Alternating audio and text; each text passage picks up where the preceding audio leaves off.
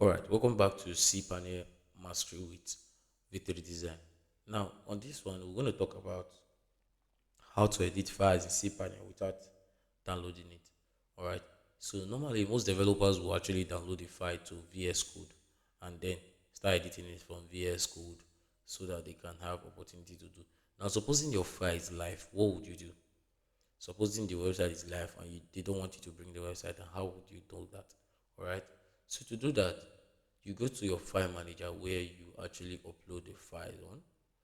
Once you get to your file manager, you go to the directory that you have the file. Now assuming this is my file, the website I just updated. Okay, this one.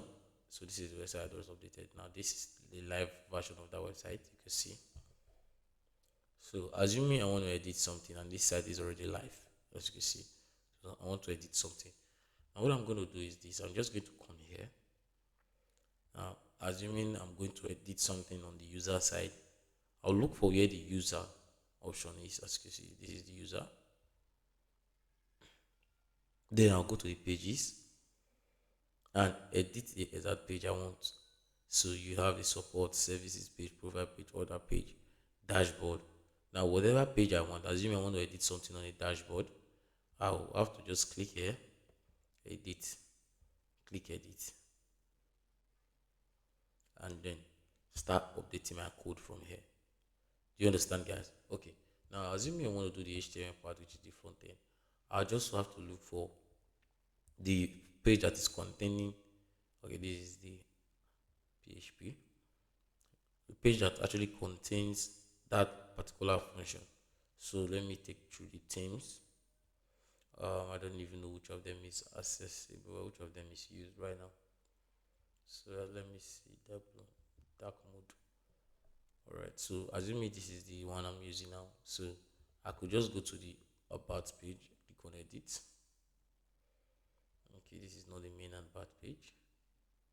Okay, all right, so I could just go to the where, what's it called right now?